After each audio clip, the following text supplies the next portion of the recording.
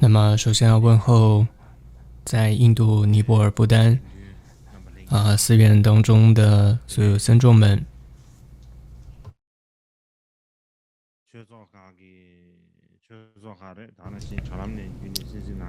还有呢，世界各地各个中心、佛教中心，还有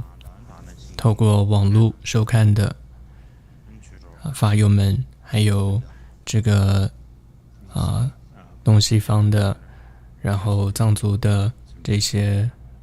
朋友们，首先问候你们。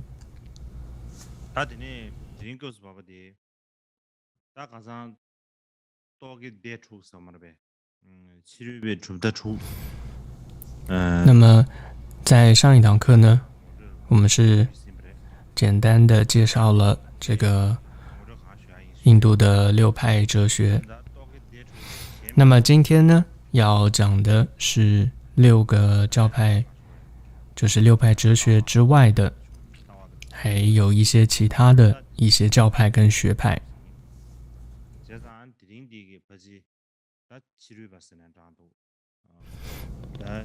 应该呢，在今天这一堂课当中，无论称它是这个印度的哲学思想，或者婆罗门的思想，或者我们佛教说是外道的思想吧。那么今天就可以大概讲完，那么明天会进入到这个佛教的内容。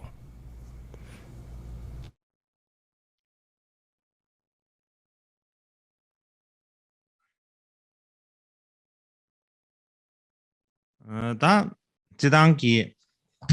가져야다. 더줍 탈배 총액이 뒤급 서머베 뒤급 뒤급이야. 那现在我们讲到的时期，就是印度的这种教派跟学派兴盛的时候。在这一段时期当中，主要的宗教者有两种，一个呢就是婆罗门，另一个呢是叫做沙门，或者叫萨玛那。所以沙门或者是进行者都可以。所以当时呢，就有这样两种的，可以说宗教的行者。那么婆罗门呢，它指的就是传统的这些宗教徒。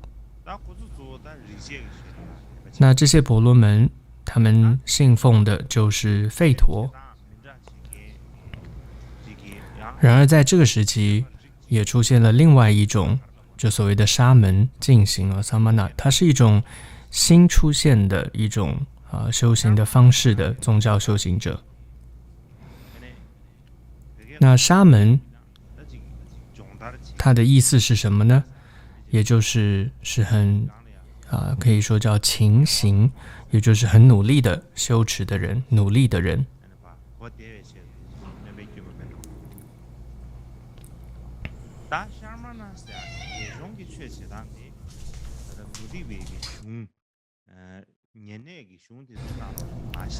那这种沙门这样的一种新的修行的行者，在古奥义书当中我是从来没有出现过的。那这样的沙门呢，他是完全舍弃家庭，然后是过着乞食托钵的生活，而且他们就直接进入到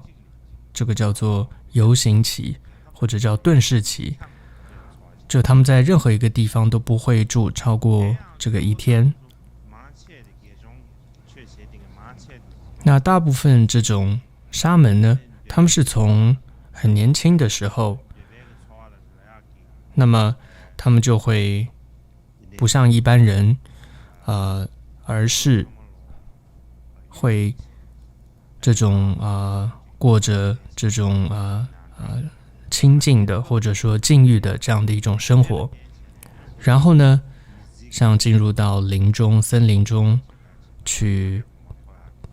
禅修或者做这样的瑜伽的修行而且是苦行的修持。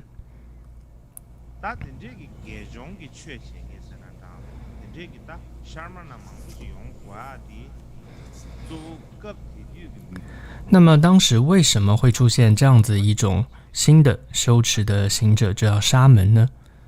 那么当然，一个原因是那个时代啊，就是一个我们说思想是非常处在一个变革的时期，所以这是一个重要的因素，因为当时的环境就是思想变革的一个时期。但是呢，还有另外一个很重要的不能够忽略的一个情况，就是当时的中印度整个它的食物是非常的丰富的，这个土地是非常的富饶肥沃的。但是呢，毕竟的是印度，它是处在这样的热带，所以呢，这些食物是很多，但是如果不赶快吃掉，很快也会腐坏。所以当时一个情形就是，家庭里煮好的这些食物如果有剩的话，那么当然一般都是丢弃，但是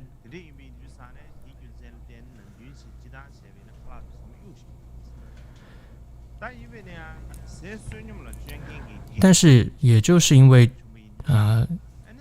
这样的一个，总之是一个食物很丰富的一个时代，而且食物又很容易腐败。那因此，这种透过乞食生活的这种修行者沙门，他们反而就大量就出现了，因为他们就可以去食用这些食物。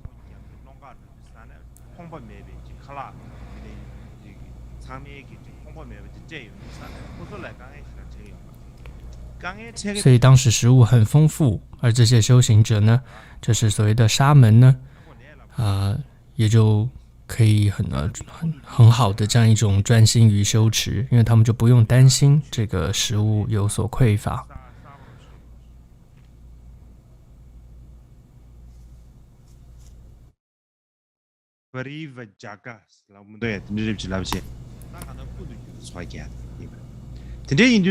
所以总之这样的一个行者，他就成为一个这种所谓的这种沙门，也就是直接进入到这种游行期或者说顿世期的这样一个行者。而这样的一个，那么同时呢，透过了在家者的这种布施所以他们就可以很放心、很专心的在于这种探求真理上、修持上，这就是沙门的生活。所以因为这么样的一种可以说气息风潮吧，所以当时呢，就很多这些家庭比较好的这些孩子们，他们都想要说过这样子的生活，过这样子的沙门或者说出家的这样的一种生活。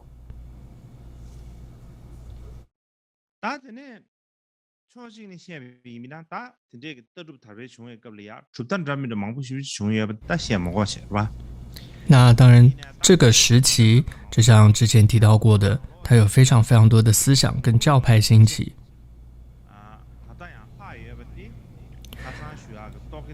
但是呢到现在我们说在文献上记录上可以看到的这些思想，除了我们在昨天课程中讲到的六派思想之外，那么当时的那个时期的这种思想留下来的就只剩下了另外两个，就是佛教跟这个耆那教。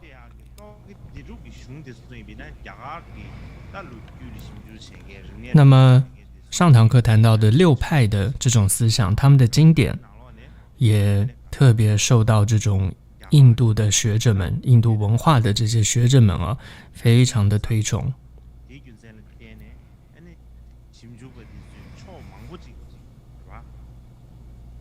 所以呢，这些学者，印度的研究印度文化的这些学者，他们就从各个角度、各个层面就对于六派的经典就进行了很多很多的研究。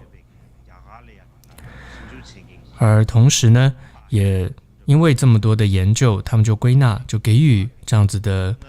有这样子所谓的六派的哲学这样一个名字。也就是他们认为研究之下发现，那么有这么样的六派是特别的重要的，特别有价值的，所以就给了他们一个统称的名称呢，就是叫六派哲学。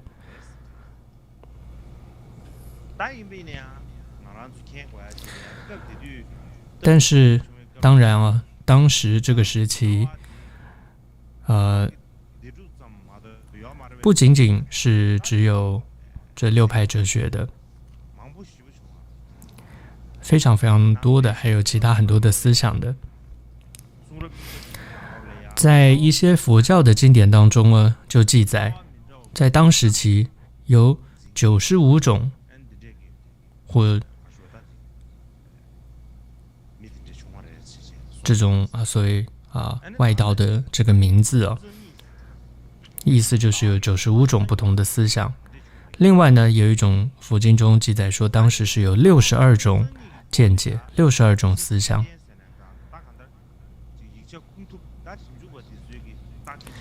然而呢，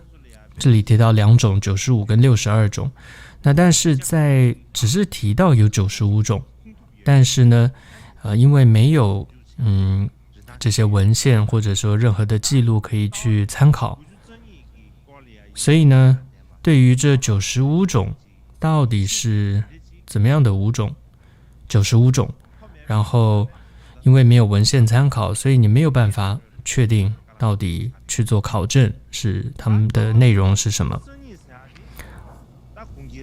但是呢，第二类就是有62种思想的说法呢，这个就很幸运的在佛经当中有一部叫做《梵网经》，就是 Brahmajala Sutra， 这一部叫《梵网经》呢，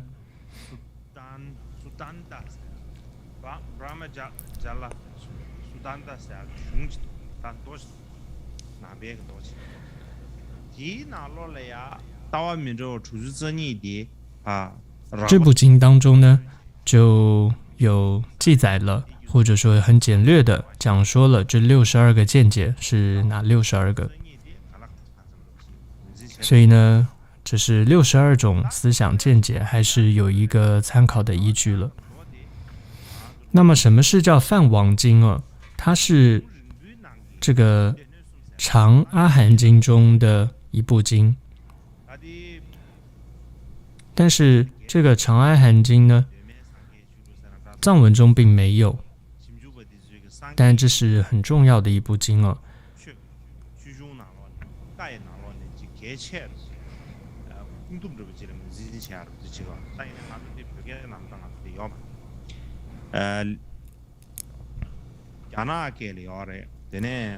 像阿含经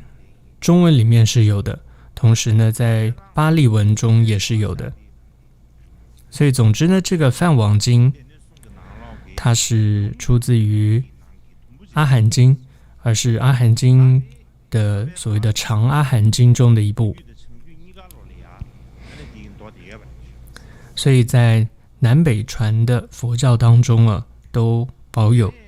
这一部经。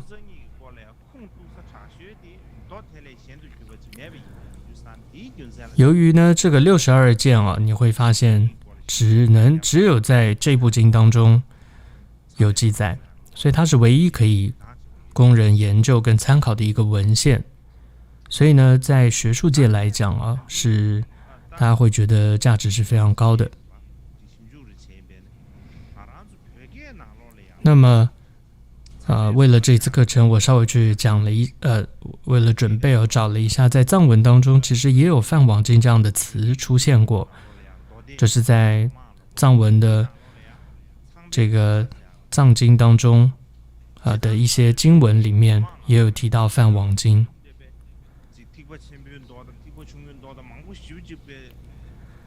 那藏文的大藏经，它是将所有的大乘小乘的很多的经典都收录进来，有的时候并没有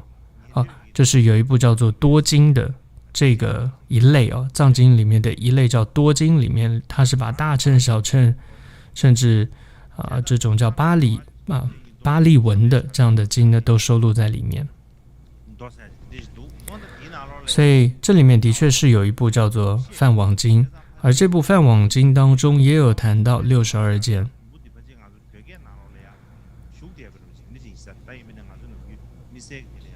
所以这是在藏文当中啊，也是有这样的梵网经，而且有提到这样62件的。但是我是没有更多的时间做更深入的一个研究，但大概找到说有这样的名字。所以总的来说，你会看到这个62件的说法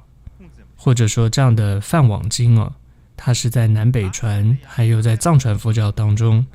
都有提到的。那么接下来我想简单介绍一下这个62件。那么它主要是分为2类，一个是跟过去有关的这个我的18种见解，再一个是跟未来有关的一个我的44种见。那么首先第一类是跟过去的我有关的这18种见。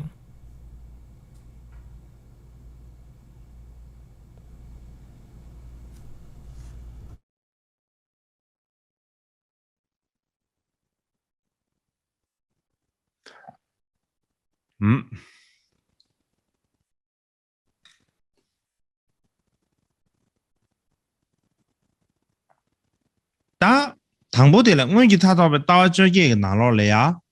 안에 양코라 나세기 디제망 무다마우스도와 따버마와 시사를 那么 소바마우스도와 在这里呢，18种见又可以分为几种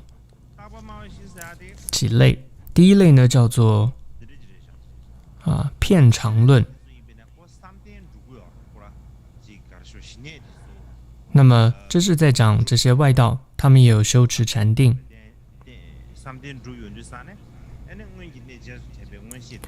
那么这时候他们就会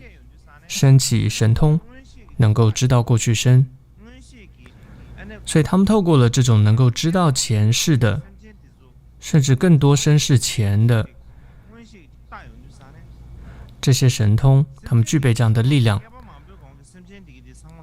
他们就观察到一个情况，就是过去的这些众生的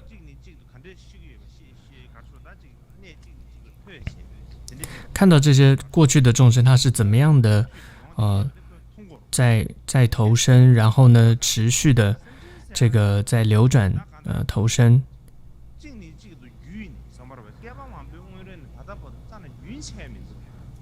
他首先就发现说，从过去的这个众生到现在他们的这个持续是没有间断的，是永恒不变的。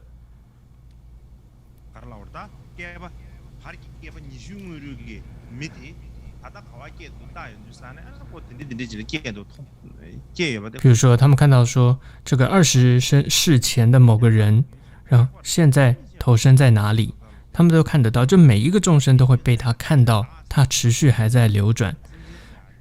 这个持续性没有断过，所以他们会觉得这个延续性，称它是我也好，或者说所谓的这种延续性，这种我也好，它是永恒不变的，所以叫做片长论。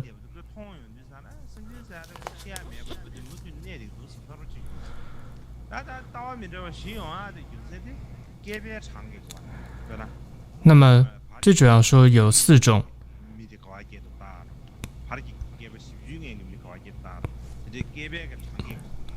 第一个，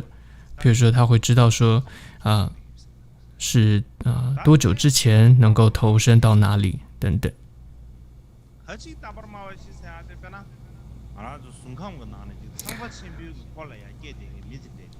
再来第二个叫做一半的长，半长论，它也是其中有4种。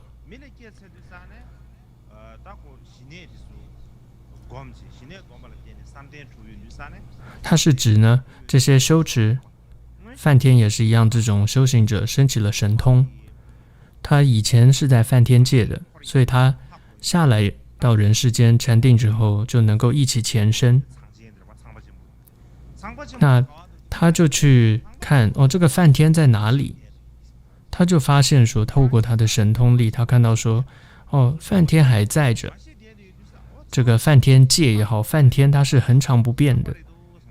所以他就觉得他自己都死亡了，投身到人世间，但是梵天界，梵天却是永恒的。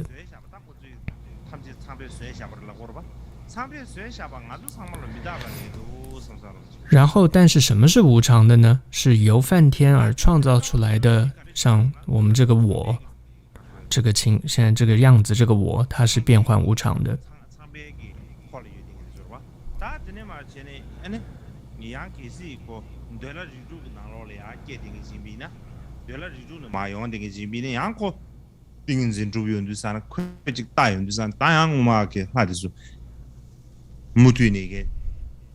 所以这是一半的恒常论就是说，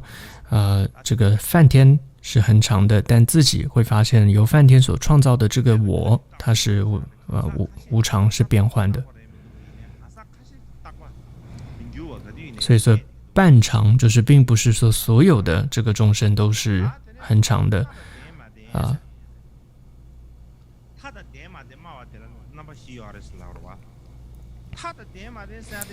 再来第三类叫做有限无限的这种论的这种思想，又叫有边或无边的这样的一个思想说法。同样也是这种像是仙人这些外道，刚刚说他们透过修持而具备了神通力，所以他们在这种定中以神通力，他们就去看这个世界到底是有限还是无限的，就是有没有边际的，有边还是无边的。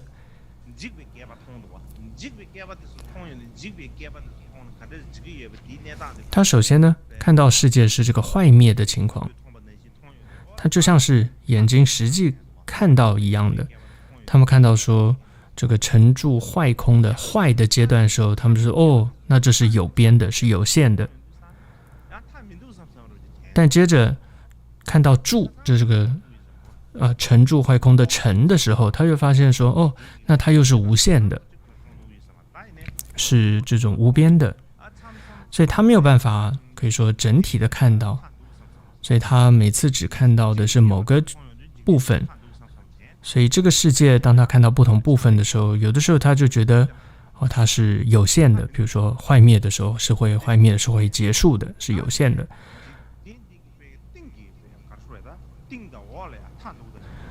那么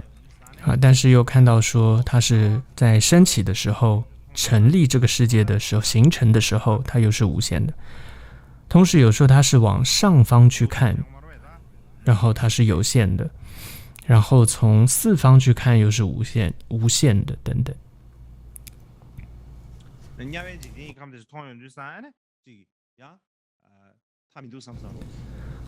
然后所以这里的上方是有限的，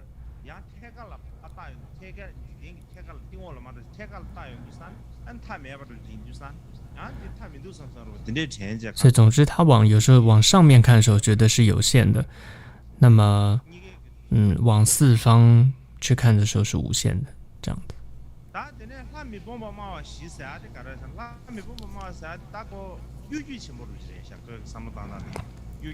再来第四类呢，叫做诡辩论，就是当有人问说这个善有善报，恶有恶报，这样说是对还是错呢？不是对还是不对呢？还有这种除了我们这个世界之外，还有没有其他世界存在呢？到底什么是善，什么是恶呢？等等。那一部分是因为他自己又没经验，再来他又很傲慢，然后呢，所以他什么也都不直接说，他也不直接回答，他自己也不知道原因，他又很傲慢，所以他就说我这个不要得罪这个神，所以他也不马上的回答，总是给出很种模棱两可的答案这是所谓的诡辩论的一种思想，或者说这样的一些学派。然后再来第五类呢，叫做无因论。那这里面又分两种，一种是透过禅定，第二种是透过他的这种逻辑推理而推论出所谓的无因。一种是禅定，而了解无因。那一种就是他禅定的时候，他没有看到过去的因。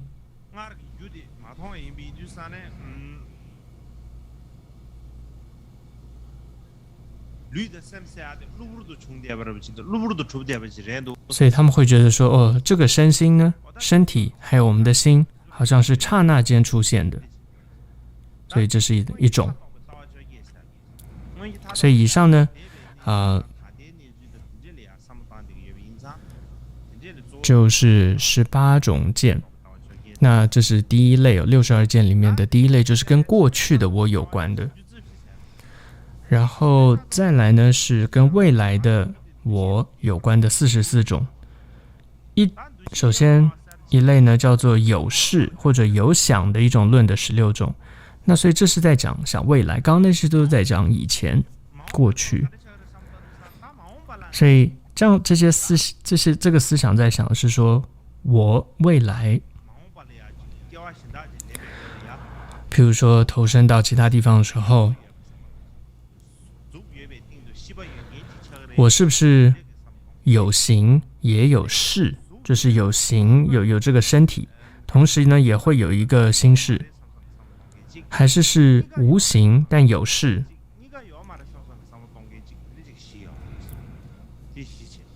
那所以，然后再来有形跟事是两个有两个无，然后一个有一个无等等4种。然后再来这个形跟事呢，它是有限的还是无限的？这又有4种。还有未来的这个我呢，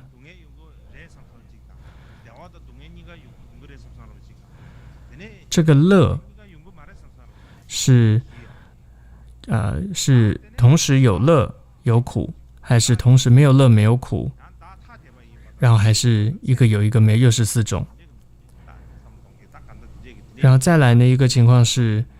心事是一个心事还是无量的心事，总之加起来有16种。所以他们在想的就是未来到底有没有心事，我的未来是怎么样一个样子。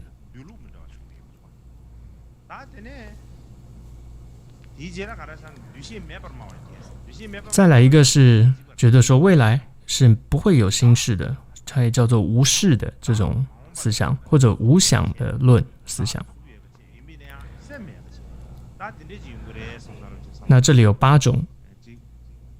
比如说有形无事、无形无事，或者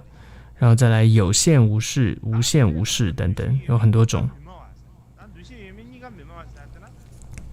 再来呢，再一类叫做非有事、非无事，或者叫非有想、非无想的这种说法。那这里面又有8种的说法。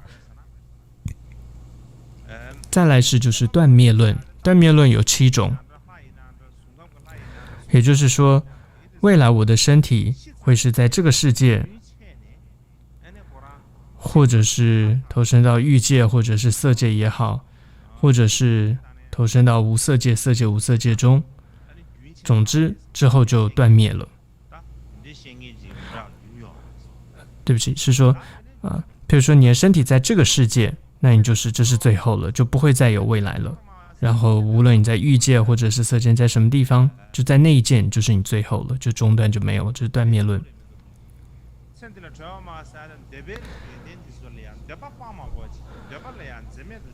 再来一种呢，一类叫现法涅槃论，它有5种，它指的就是对于现世的各种五欲这种享乐是很放任的，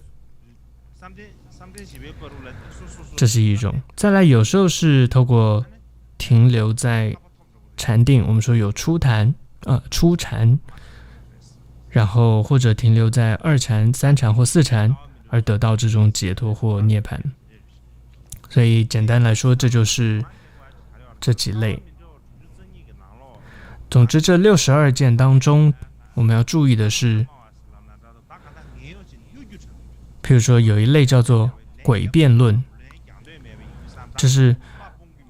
他不懂，或者他也不想回答，然后他就找说他不想这个诋毁这个神，所以不回答。总之，诡辩论，还有无因论，还有断见论，还有叫做宪法涅槃论，这4种这种思想啊，跟接下来我们会谈到的叫做6种外道啊，这种观念是可以说是一致的。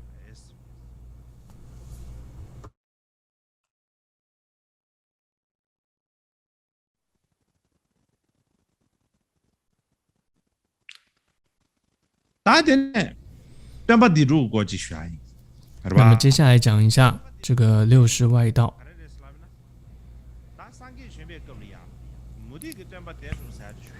那这是在佛陀的时代哦，就有这个六师外道。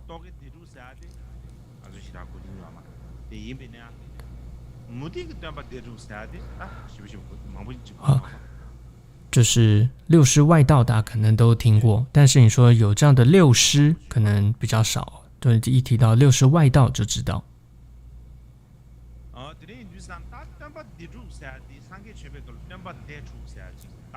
所以总之，佛陀的时代呢，就有这样子的六师，也就是有6种我们称为叫外道的，他们的这种导师哦，六师。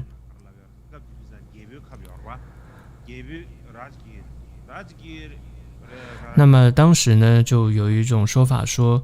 就是当时就有人在这个王舍城的这个附近哦，他们就这个招收这个弟子。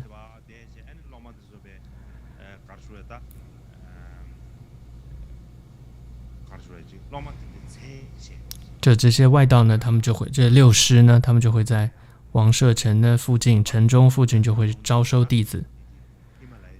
就有点像寺院哦，我们藏传寺院有时候就会说哈，我从比如说有些人就会僧人就会到这个喜马拉雅各个地区啊，去这个招收一些孩子到寺院出家，类似这个感觉。当时呢，就在印度王舍城六师外道，他们就会到那边去呢，招收很多的弟子。而且呢，当时呢还有这个在阿舍世王的这个宫廷中，也会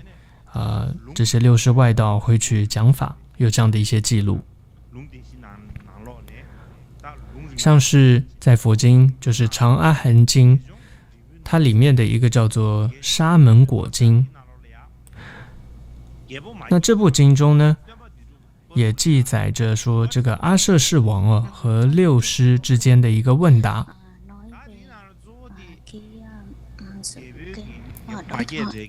那么当时大王他主要的问题是什么呢？他主要问的是这些，他问六师说透过这样修道我会有什么结果？果报是什么？而在很多一些经典，就是在刚刚沙门果经当中，就有提到说有这样的问题。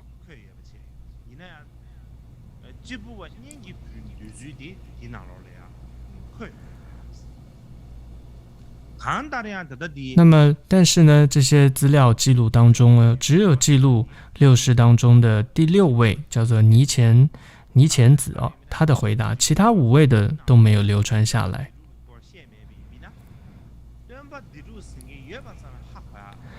那这部沙门果经就特别受到印度研究者的注重，是因为里面记载了六师外道的内容。如果没有这样一部经记载的话，甚至可能印度自己都不知道当时是有这样子的六师的思想。所以这部书呢，经书呢是非常有学术价值的。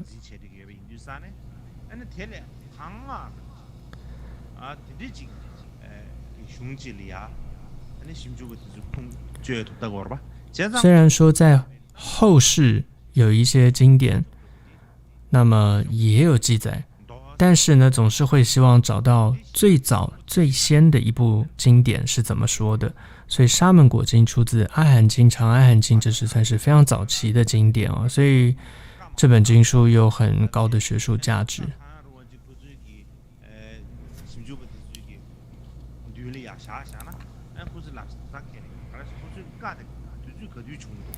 所以有的时候呢，对于这些学术研究者来说，学者来说，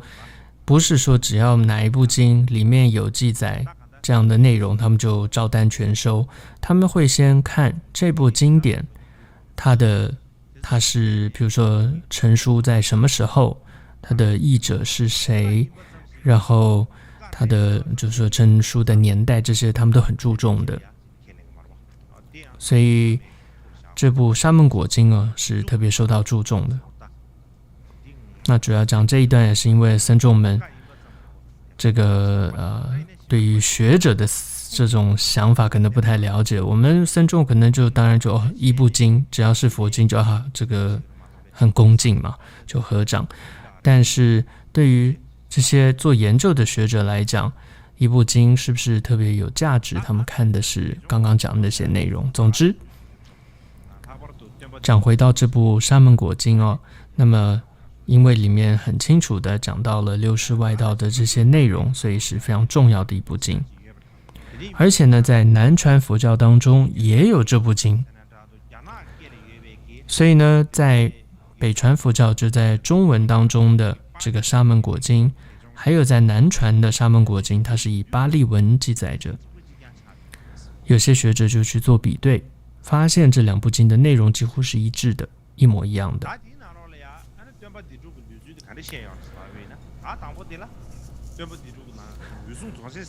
那么首先六世外道的第一个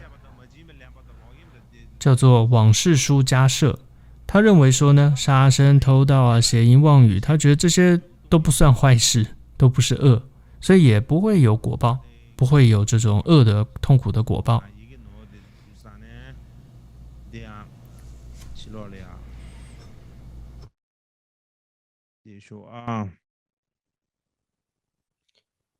才华差大学些，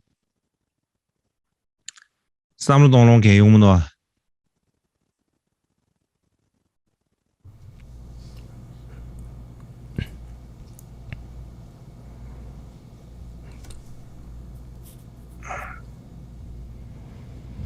主要是等一下，因为刚刚那个投影里面有一个错字，所以赶快改，因为太赶了，所以现在修改一下。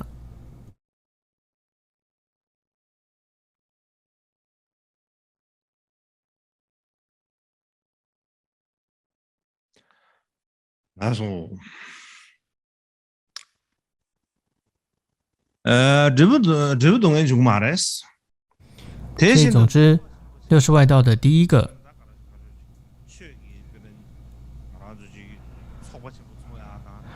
所以他们不认为这种有因果，这个很多都不算是恶嘛。所以同样，另外他们也觉得说，像是透过举行一些法会或者说这种慈善救济众生，他也觉得不会得到什么福报。总之呢，这个教派他们认为没有前世来世，没有因果，也没有什么阿罗汉可以成就。他们的想法是一种叫破坏论，就一切什么都没有，都破坏，都没有。那么第二类呢，叫做为且离居舍离派。他们会觉得一切都虚妄，什么都虚妄，也没有施舍，也没有给予，没有祭祀，没有善恶，没有善恶果报，今生来世父母天爸爸妈妈，然后众生，反正什么都没有。而且这种修行者婆罗门今生来世都不可能悟道，一切都是虚妄，所以他们持有的是一种怀疑论。再来第三种叫做阿逸多赤舍清婆罗这样的一个派。那这个投影有一些地方要修改。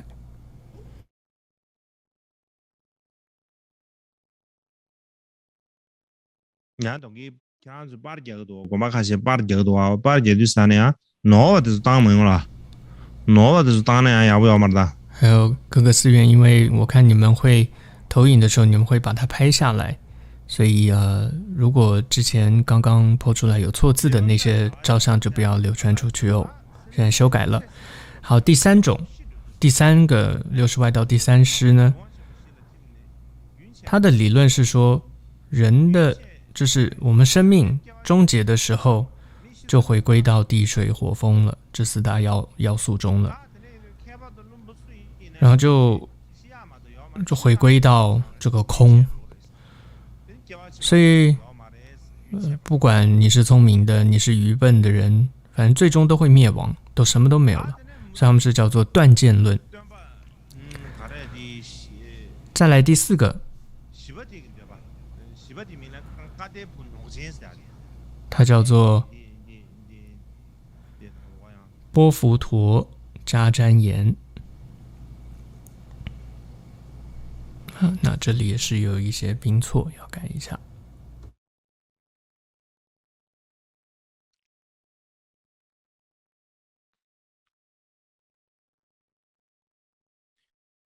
가대부 노진사 가대부 노진사 가르잖아 다 그거 가르잖아 다 那么他们的理论是没有所谓的力量的力，也没有所谓的修行，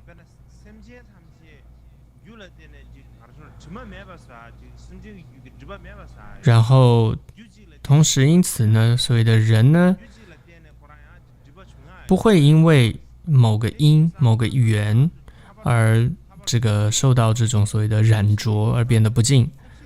也不会透过这些因缘而变得清净，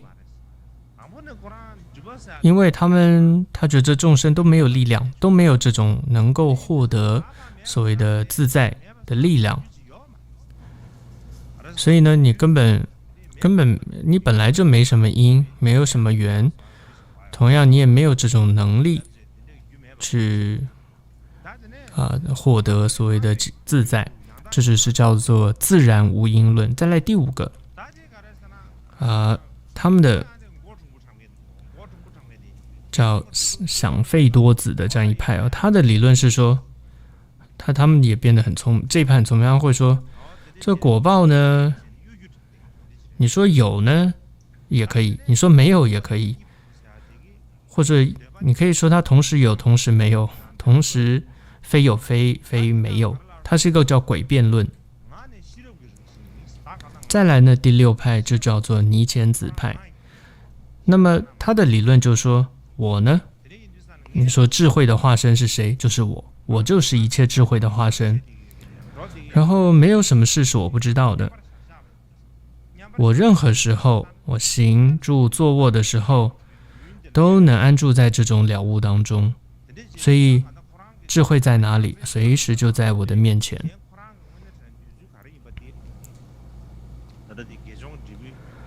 那大概就是这样子。然而呢，在沙门果经当中，并没有对他的这种理论思想还有更详细的记载，并没有。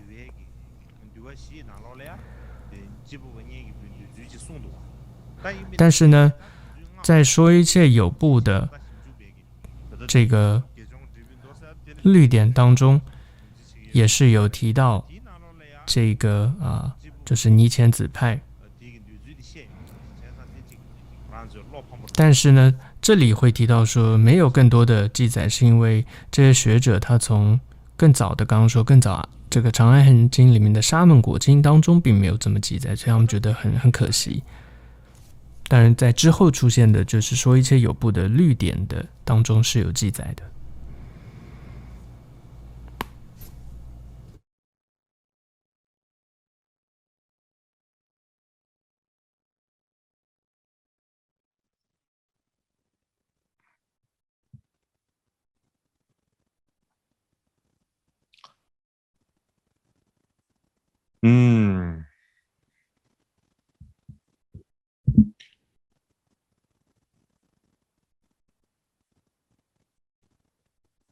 다 무디 땜바 디주 되게 뉴주이 되다. 那么上面就是谈到了60外道的6种理论，还有在之前还谈的有62件。如果我们去将这2类做一个比较，同时呢比较之后归纳之后，再跟接下来我们会谈到有两个派，一个叫顺势外道，顺势派跟耆那教，再比对，你最后你会有一个结论，一个发现，也就是呢，最后我们说顺势派还有所谓的耆那派哦，顺势派其实它就是继承了前面刚刚讲了那么多见解当中的其中的三个。最重要就是归纳成的三个，就叫做破坏论，然后再来怀疑论，还有这种叫断见论。所以总之顺势派你可以想到就是六师外道当中的这其中三派的这样三种见解。再来呢，就后来有所谓的耆那教，它其实就是对六师外道当中的第六个，就是所谓叫尼乾子或者叫尼乾陀若提子，它的内容的一个延续，或者说重新的这种重新的整理，然后再讲说。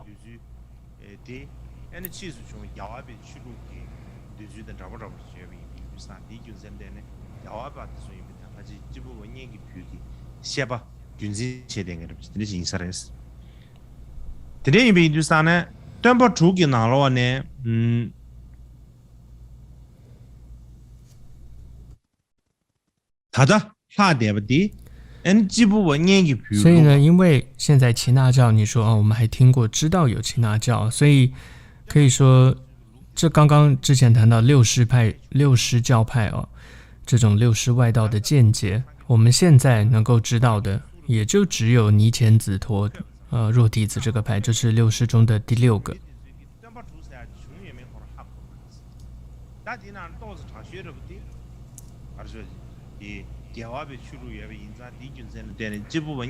那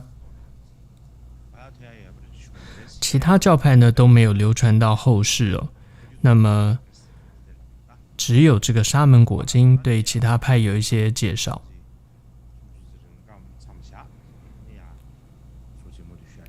好，那我们就先休息半个小时。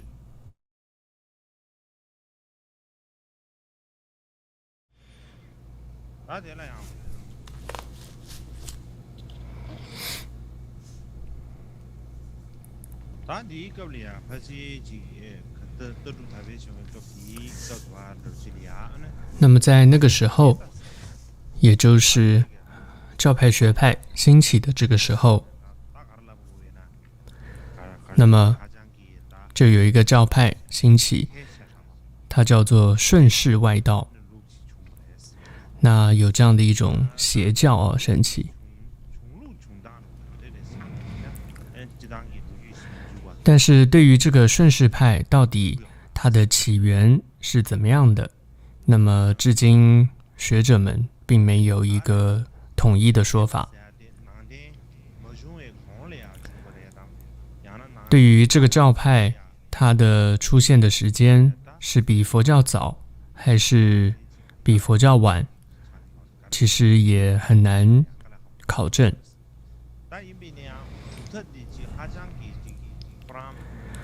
但是很明显知道的就是这个教派它特别活跃的时间是什么时候呢？那么就是在佛教兴起的那样一个时代。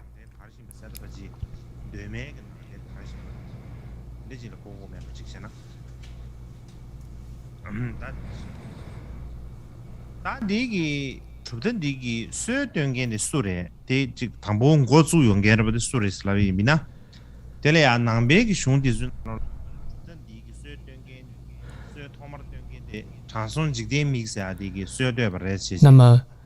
这个教派的创始者是谁呢？他就是叫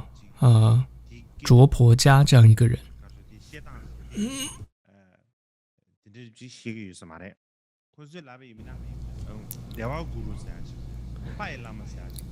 但是呢，在外道他们自己来说是叫做 Deva Guru， 叫做天师。那么是指说他到了天界他到了这个阿修罗界，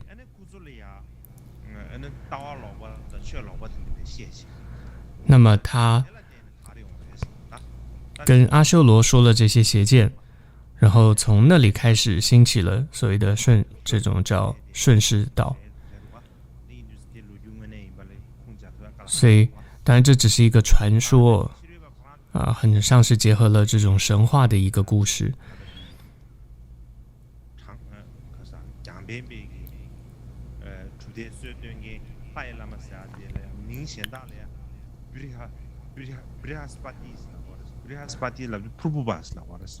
它另外呢还有一个名称叫普布瓦，或者叫赖喇嘛。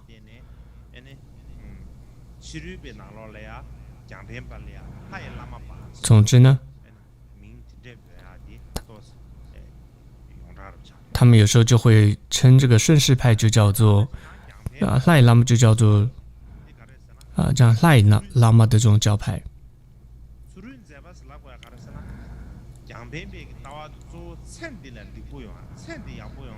然后再来呢，还有一个名称，它叫做只谈此生的这样一个教派，因为他们着重于今生的各种的享受。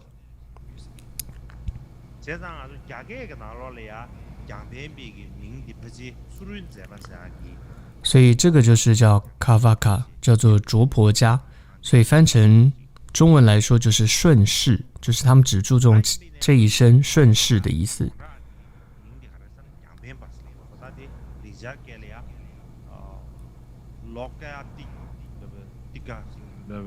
但是呢，在藏文主要是将这个顺势派的叫 Lokayatika 翻译成藏文，那它的 Lokayatika 的意思就是延长今生的，所以藏文翻译 Kampenpa 就是这个意思，延续了今生。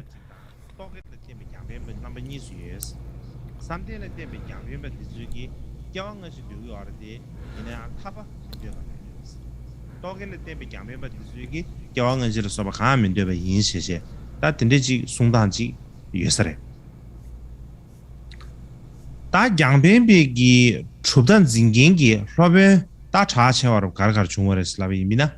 다 지금 로벤 직대 미세 알아봤다 안디 로마 죽도브지엔세 알아봤다 디그 로마 那么他这个就是顺势派呢，它有许多的不同的这些祖师的一些名称。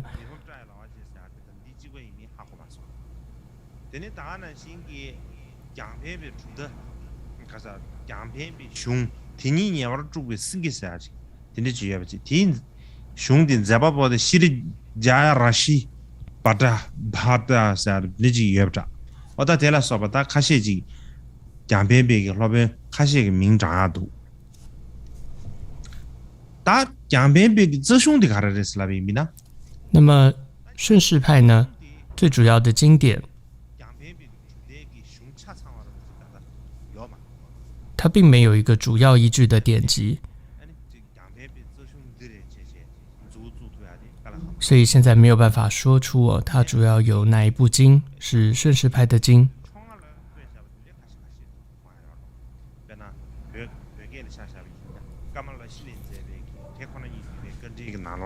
但是有一些是破斥，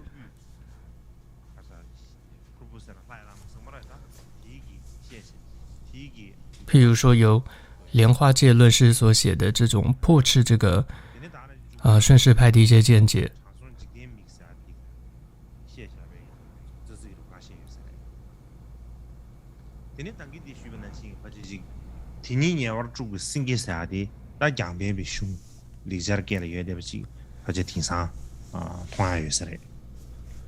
다 디네르지 마도베 양변비 자외 슝들의 제신 조조도 알아보시 위해서 말해. 다 간다래야 양변비 주던데 친한이가네. 치바이나 내가 치료배이나라 나바상계배이나라. 总之呢，这个顺势派，它是在可以说这个外道当中认为是最邪恶的，所以不只是这个佛教中认为它是最不好的一个学说。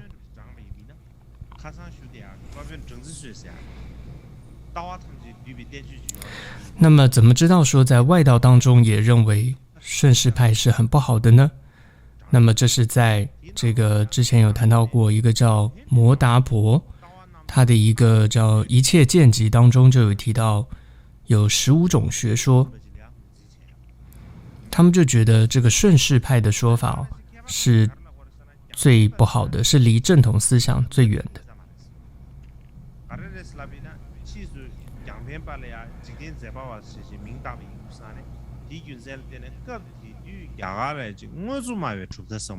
那么很多人认为它并不是一个宗教，而是因为就是因为这个用顺势这个称呼来称这样一派之后，很多认为是有主张这种物质论的学派都被称为叫做这个顺势这样的名称。所以它不就只是一个宗派，所有就是主张物质论的学派都被可以称为叫顺势派崇尚物质的。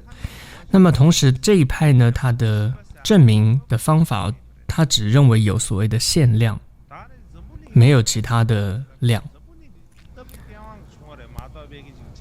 同时呢，他们认为说这个地水火风四大就是最主要的真理了，真谛。从这个四大当中能够产生这种真谛。然后同时他认为心灵和身体是同一种物质，然后世界是偶然产生的，没有所谓的这种不可见力。所以总之顺势派它结合了刚刚说怀疑论、无因论、断见论和破坏论。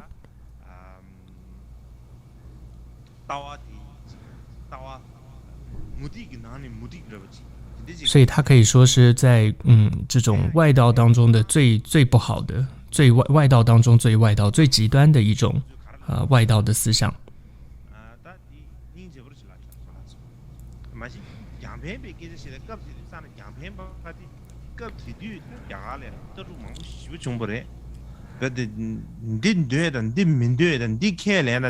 当时你要知道，那时候印度的环境是很多思想，到处都是思想，思想是非常非常自由的。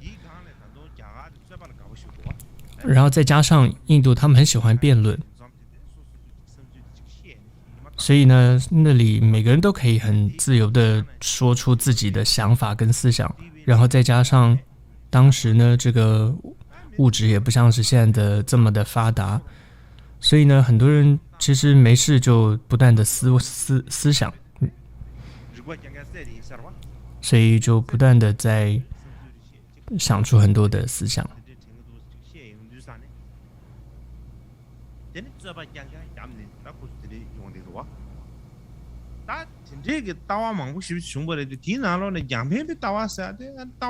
所以在这么多的你说这么多思想当中，有这么一个最糟糕的思想，就是顺势派。但是你会发现，当时觉得最糟的思想，现在你看看蛮多人都的想法，其实现代人想法跟顺势倒还蛮像的。讲到后面，你看讲到后面大家知道我在说什么，因为后面接着就是当时的顺势派的一些想法其实你会看到现在人也是这么想，也就是在那个年代被所有这些思想认为是最糟糕的思想，却是在现代弘扬开来了，被受到很多人的信奉。或许有时候想一想，这个人类的思想似乎没有进步，反而是好像随着时代的演进更加的退步了。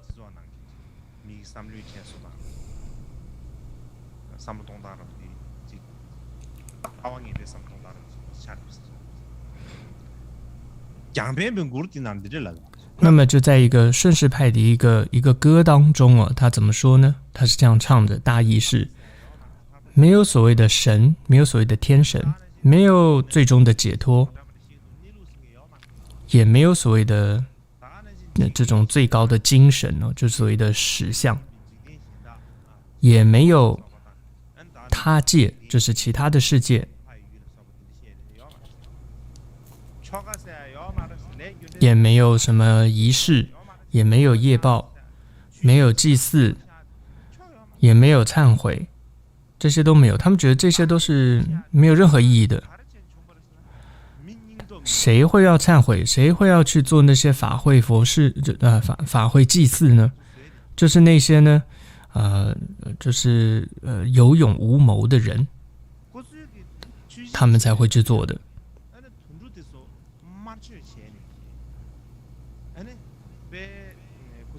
然后这个歌里面还继续说到说，如果这些动物被宰杀当成祭品，真的能够升天的话，如果你真的觉得这样供养这个宰杀动物可以升天，那你为什么不将自己的父亲给杀了？他也这样可以升天当祭品升天呢？顺势派还说，在过去印度有一个习俗哦，就是说有一种贡品啊，就是为了让这个亡者能够这个不饿肚子，所以会有着为了亡者的贡品。如果贡品真的能够填饱亡者的肚子的话，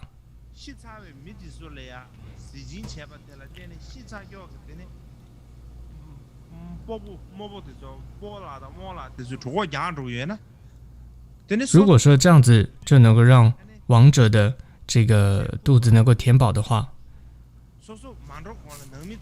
那为什么你出远门去郊游这个旅途的人，你干嘛还要带上食物呢？你就叫留在家里的人在家里祭祀就好了，然后将贡品烧给你自己，你就不会饿了，不是吗？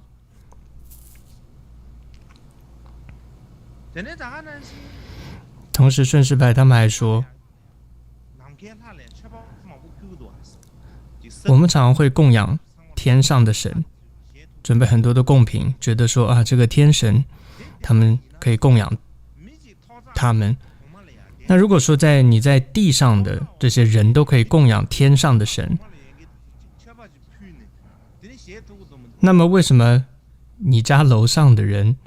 不能透过你住在楼下的供奉，他就可以生活呢？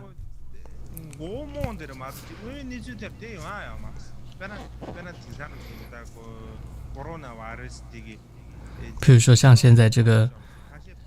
疫情，甚至因为要这个隔离嘛，那么所以楼下楼不能到楼上，楼上不能到楼下。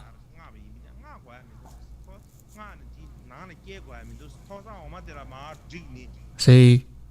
按照顺势派来讲，你根本也不需要这个叫外食，或者说这个叫吃的，你这在楼下你自己这个贡品把它给烧了，楼上人肚子就饱了。同时他们还觉得说，只要还活着，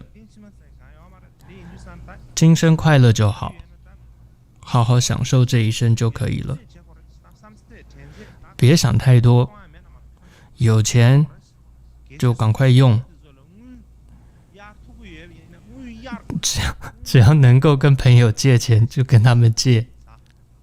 然后呢就花，然后呢什么山珍海味就吃，反正呢死了就是一个尸体嘛，埋了你也没办法这个就是再回到人世间的，所以他们觉得反正没有来世嘛，他们觉得怎么可能会有所谓的这种心事或所谓的灵魂会到另外一个世界会轮回，没有的。如果真的有，那为什么那些亲人就是往生的人为什么不回来呢？如果真的有这样的心事，灵魂会要到来世，他一定会回来。为什么？因为他对于今生是放不下的嘛，所以他一定会因为对于亲人的牵绊而回来，所以根本不会，但都没看到人回来，所以他们觉得根本没有所谓的来世。所以花那么多钱去做那种这种祭祀，为了死者或者亡者举行各种的仪式是没有意义的。花那么多的钱，其实就是被那些婆罗门那些僧人给骗了。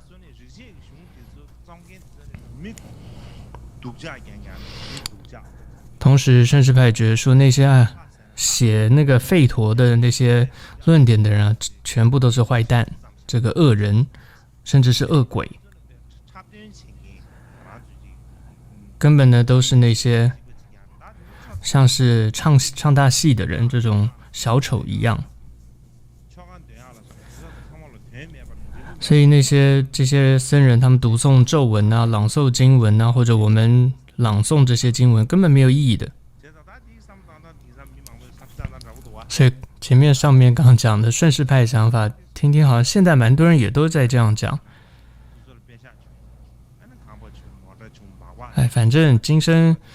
有钱、有房、有车就可以了，解脱不解脱那再说吧。反正管他会不会有来世，搞不好也没有呢。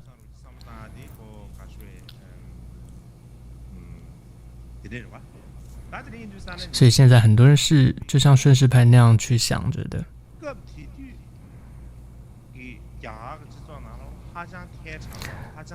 所以你看到顺势派他思想真的很极端。你看，在当时那个时代，印度可以说是被批判的，很少见了。但是现在你看很多国家都有了。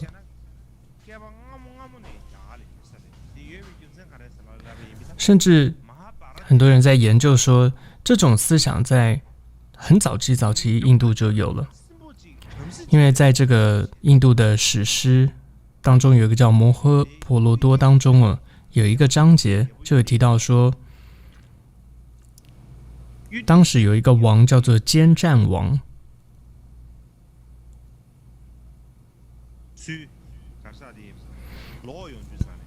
当时呢，这个有一个坚战王，总之呢，他这个出外征战胜利了，回到自己的国土的时候，当时呢，就有一个罗刹，他伪装成一个僧人，一个梵僧，就婆罗门的僧人，他就到处去诽谤这个坚战王。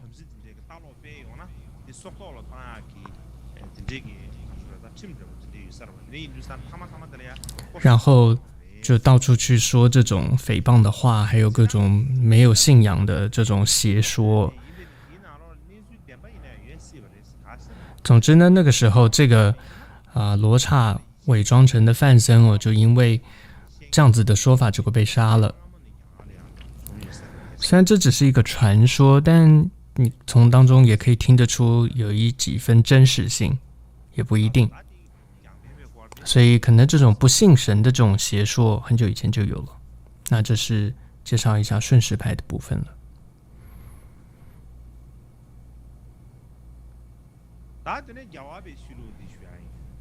那么接下来是叫做耆那教。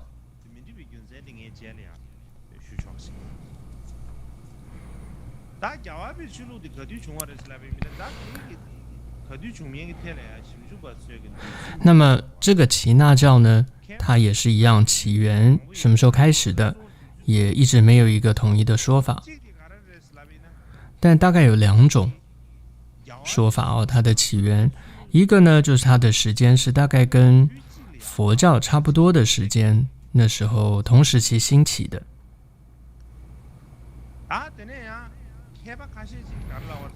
那么还有一些学者认为说，这个耆那教它是从佛教中衍生出来的，所以这些学者认为说，耆那教它其实就是佛教的一个支分。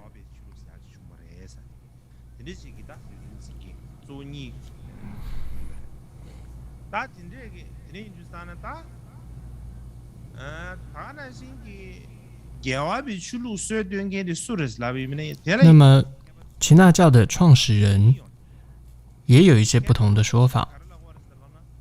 大部分的学者认为说，耆那教的创始人就是在佛经当中你会看到的，就是6师外道当中第6个，就是叫做尼乾陀若提子。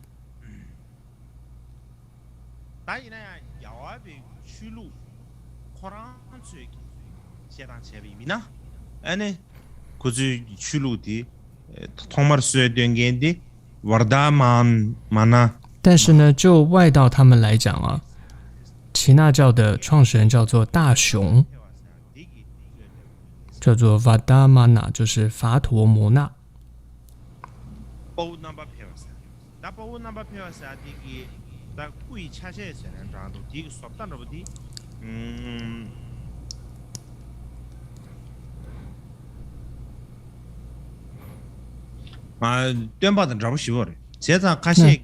总之，这个大雄他长的样子就跟佛陀的样子很像，所以很多人会搞混耆那教跟佛教，就是因为耆那教的这个创始人叫做大雄他的长相跟佛陀是很像的。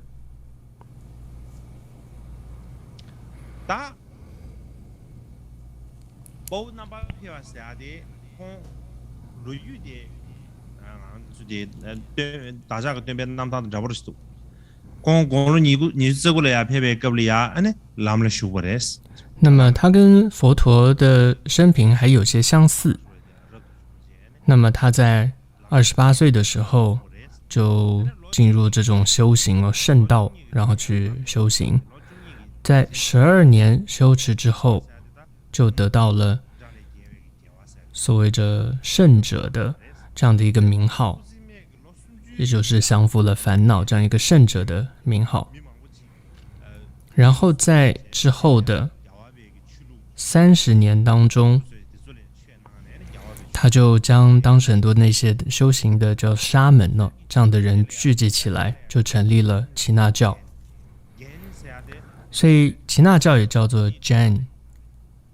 耆那 Jain 的意思就是胜利者、胜者，也就是战胜了烦恼的意思。所以在藏文当中就翻译成为叫做胜者派或者胜利派。那么但有的时候也会翻译它就叫做裸行派，是因为耆那教当中它后来又分裂成2派，其中一个呢就是叫特别是裸行这样一个派别，所以有的时候耆那教也被称为叫裸行派。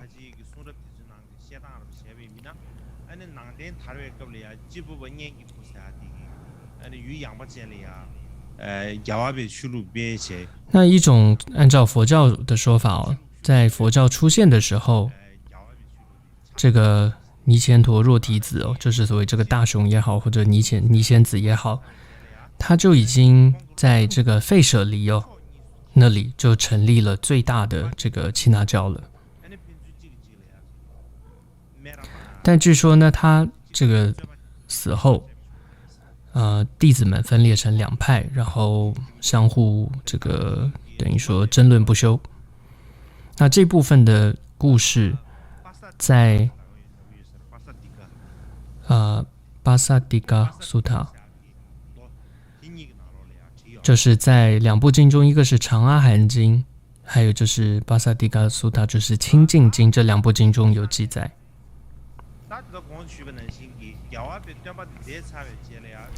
那总之耆那教的这个创始者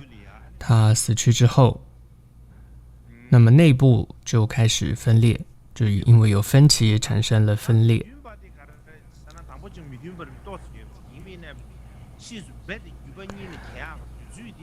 直到最后完全分裂，刚开始一些小小的分歧，但最后完全分裂的时候是在大概200年之后，就是这个创始者去世之后200年。那当时是怎么样一个会这样分裂呢？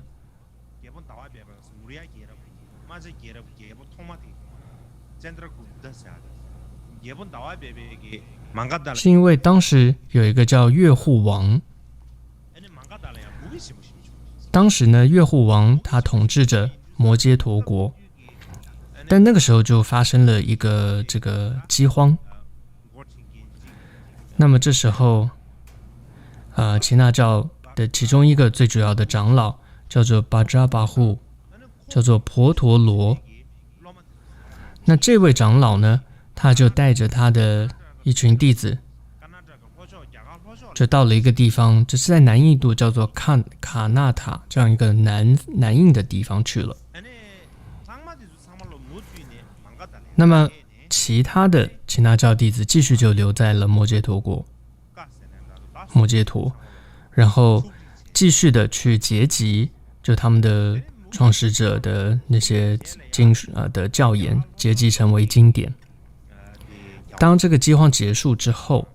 所以去了南方的，叫做他们就到了南方那个地方叫卡纳塔，所以就成为叫卡纳塔派哦，就回到了这个摩揭陀这里。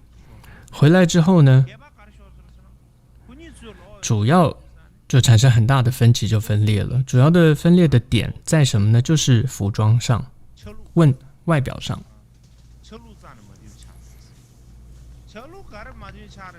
他们在外表服装上什么有分歧呢？是因为留在摩揭陀的这一派，他们觉得说要穿衣服，要穿白衣。从南方回来的那一派就觉得是不穿，就是裸体。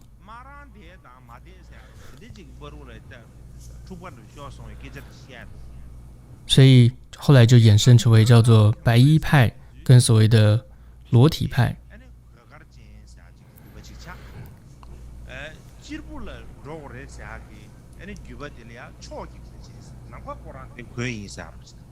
那么所以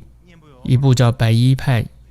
一个叫裸体派。裸体派是指有一个翻译叫做天衣派，穿着天衣，就是天地都成为衣服一般，就是不穿衣服的意思。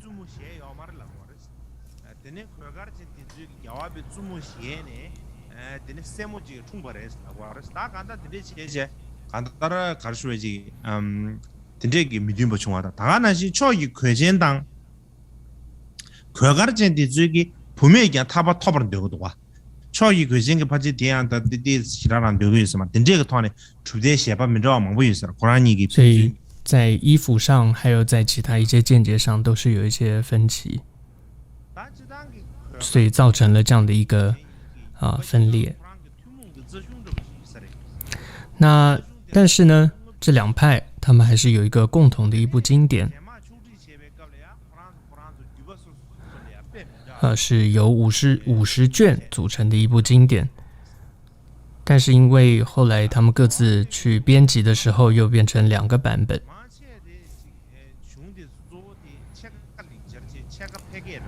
这些经典呢，一半是梵文，一半是用当时的这个俗语写的。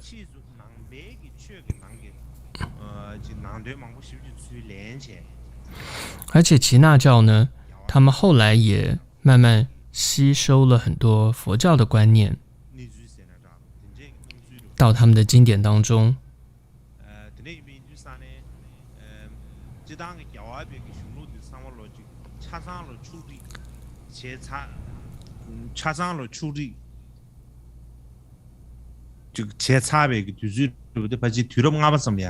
那么所以整个这个等于说耆那教的这些经典编辑完成，大概是到了第5世纪的时候。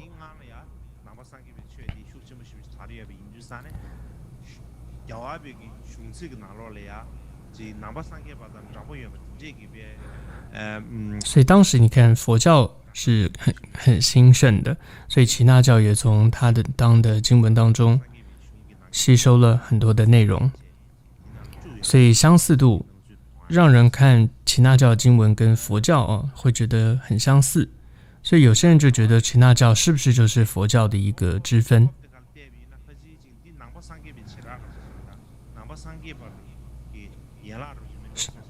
会觉得说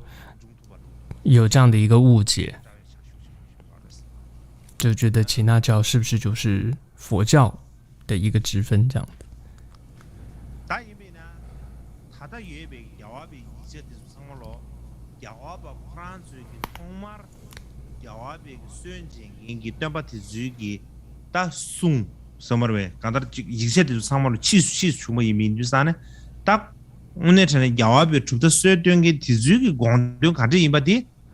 所以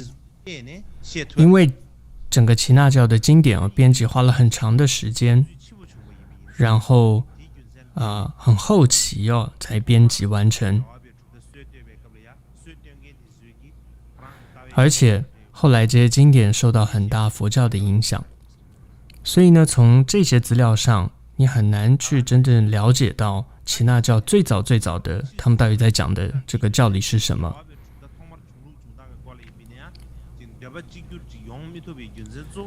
所以这也是最主要耆那教没办法你知道它的起源是什么时候的一个主要的原因。那么再来，耆那教它的教理主要在讲的是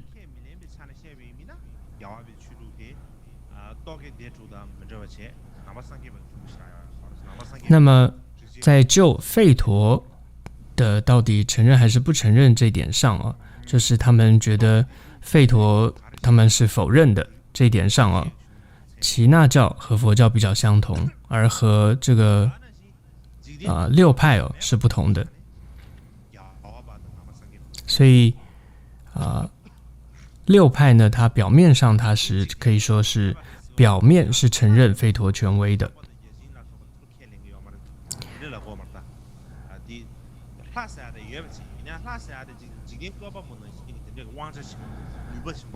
然后在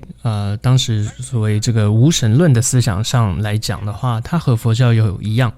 都不承认有造物主的这个存在。但是在讲到它的哲学思想上的话，那么耆那教跟佛教就有很大的不一样了。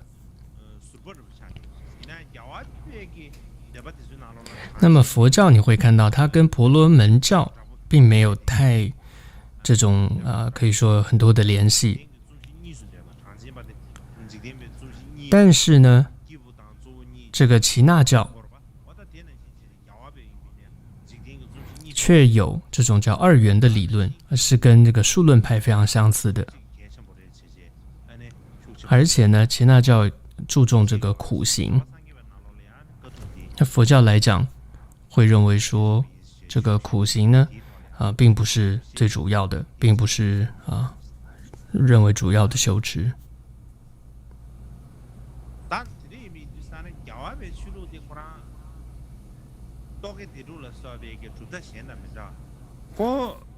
总之呢，耆那教的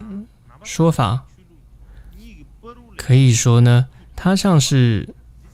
佛教跟婆罗门教，当时佛教跟婆罗门教的一个桥梁是一样的。原因是它跟佛教一部分很相似，但是一部分它又跟婆罗门教很有联系。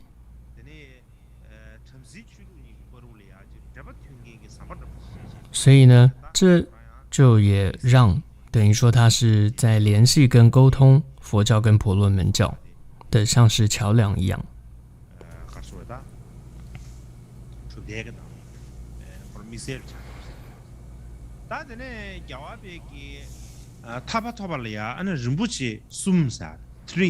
那么在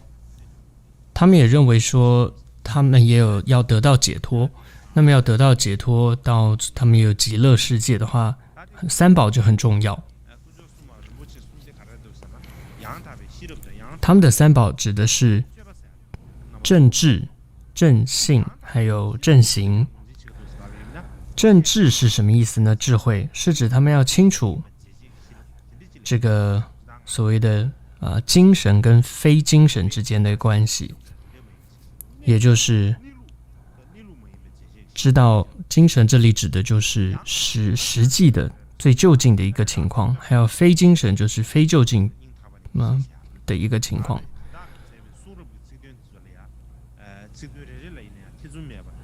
正信呢，是指说他们要对于圣典中他们的教典中的话深信不疑。再来他们的正行，三宝中第三个他们认为正行有5种，一个就是叫做非暴力，这在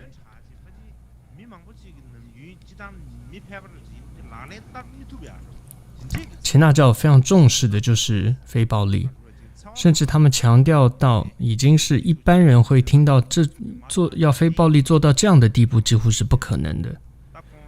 这是很难达成他们认为这种非暴力的标准。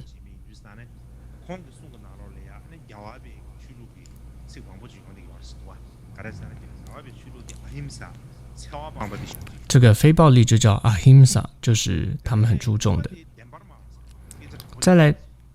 第二个呢，就是要说诚实语。再来第三个呢，是不偷盗。再来第四个呢，就是梵行或者说清净行 brahmacharya。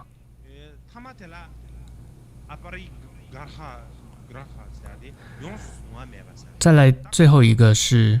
这个叫不执着，也就是说很简朴的，有点这种少欲知足的，多余的东西都不需要，这样子的一种行为。所以这是他们的正行，有这5种。那么这就是简单介绍了一下耆那教。那么总之这一次呢，讲到这里讲到了吠陀，还有吠陀的一些思想啊，大部分就大概的概括做了一个介绍了。那么从下一堂课开始就会进入到佛教的一些内容。那么大概还只剩下4堂课要讲一些佛教的内容，还是不着急，慢慢的来讲。不然如果赶着说一定要讲到这一次密教源流这个主题而这个赶课的话，我觉得这样也不好了，我觉得这也是会让这个佛教的内容没办法讲得太好。所以接着进入到佛教的内容的时候，也是慢慢的来讲解。那么主要会提到这个佛陀，那么他到底是什么时候出现的这样一个人，那这一点也是不容易说清楚。其实这种讲到生平不清楚的时候啊，或者有争议的人，不只是发生在佛陀身上。那么其实你看印度的很多这些各个宗派的教主，你有时候都说不清他们的这个生平。这主要就之前谈到印度他们实在不注重这个就是说不注重历史，然后再加上印度这个神话，像2大史诗这个里面的很多的神话，所以就是他们也很注重神话，所以到底什么是神话，什么是真实的情况，你又分不太清楚。再加上呢，过去婆罗门他们这种文笔好到不行，写的跟真的是一样的，所以更容易造成这个我们的一个错乱，搞不清楚到底内容哪些是真，哪些是假。所以真的在讲到了印度的历史真的是很头痛。最困难最头痛的就是讲到年代的部分，就只能叹气，深呼吸叹气，或者是猛敲自己的头。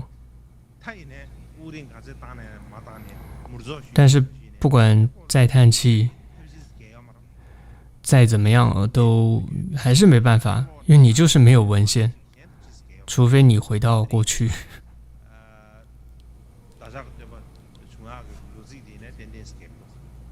所以呢，这个会讲到佛陀的时候，他的这个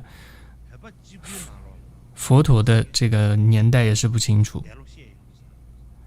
不要说其他这个不同的佛教里面对于佛陀的这个出生年月时代说不清楚，藏传佛教自己里面就有7、8种说法。有的时候甚至藏传佛教的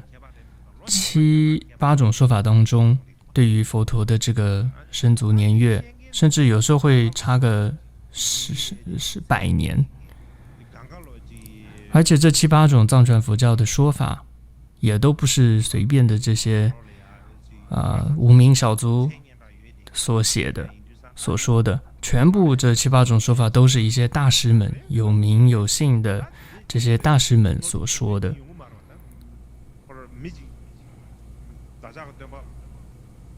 所以这只是针对佛陀，他就一个人嘛，他也不是很多个人，但是却有这么多不同的他的出生年月日的说法。那么今天就讲到这里。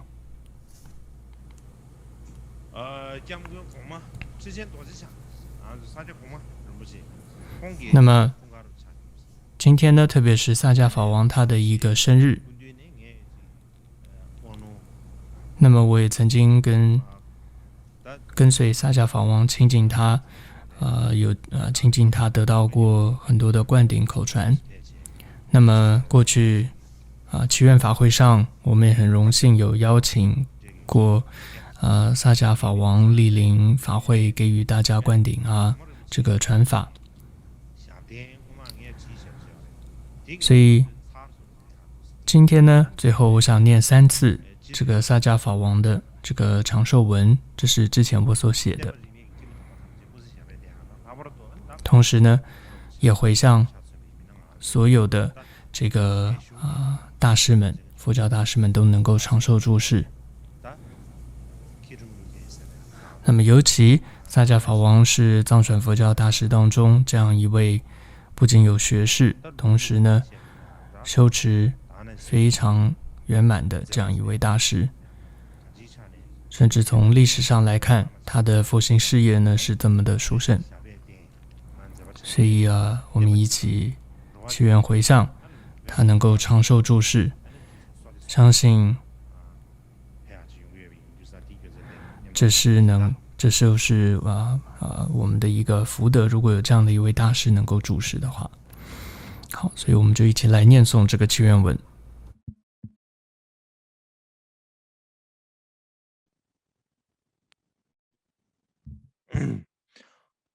继续念过来明过来脑着就继续我在前面中来拍把耶阿王根给东热前面撒钱公干这边常年间提前去给我撒家可给咱百多把位些我说健康们对位起来300万给不打3万给我来来给月再把谁拿这位西巴的大给用水给把差别给谁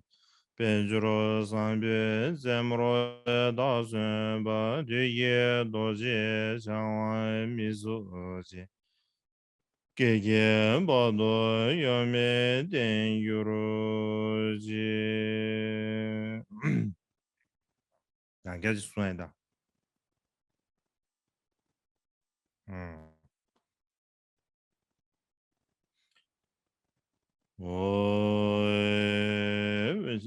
不是前面中的别把也俺往跟给东日这面